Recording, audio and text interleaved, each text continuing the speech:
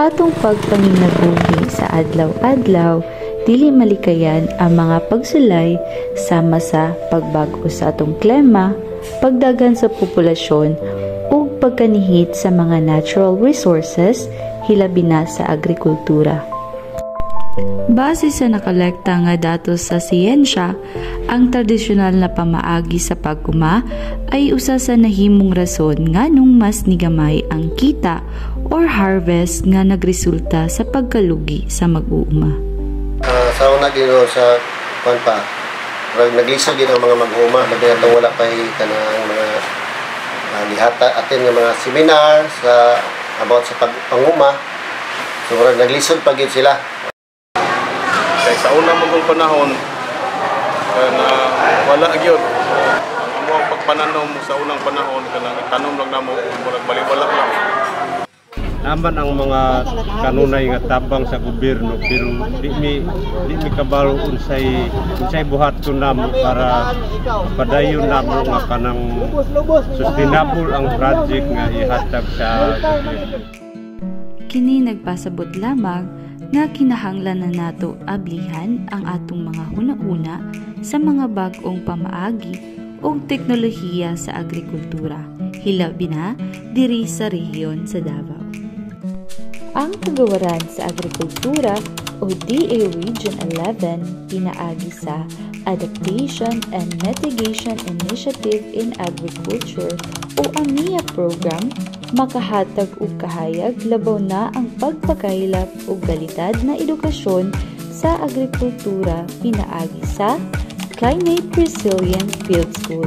Ang CRFS usa kini ka estratehiya na matudluan ang mga mag-uuma sa mga bag-ong kaalam, mga bag-ong pamaagi ug teknolohiya sa pag-uma na makapalambo sa ilahang pang-adlaw-adlaw na operasyon ug farmers organization management.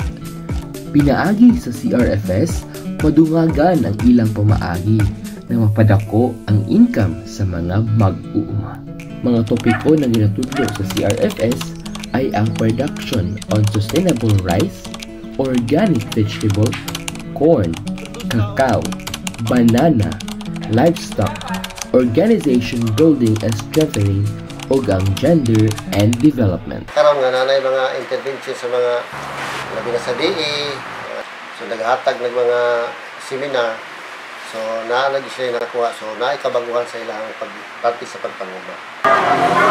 Lahing karon na tanaw na ko sa mga kauban na naliktura na halos gid na mobiya sa ilahang mga farm kanunay na nakakadlaw gitima na gyud ang mga tanong sir tan-aw unsay mga kailangan buhaton unsay kailangan nga i-apply una nga nakita nako ang among mga pagpananom karon dito nindot kaayo dagan sa among tanong Sa pagkakaroon nadaksik gid sila tungod kay nakita nila ang asa padulong o nakita gid nila pud ang kaugmaon sa asosasyon sa bahin sa pagtinabangay tungod pud ni AMIA.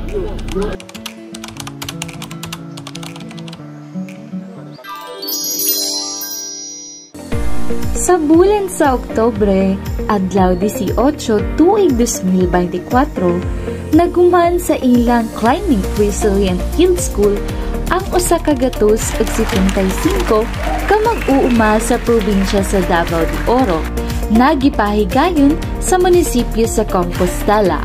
Ang maong kalihukan nagtinguha isip pagila sa pagpaningkamot sa mga mag-uuma na nakahuman sa siyam ka semana na pagtuon. Nagmalampuson ang seremonyas sa tabang sa DA AMIA 11, kauban ang mga resource speakers ug ang mga lokal nga kagamhanan sa Compostela, Moncayo ug Nabunturan.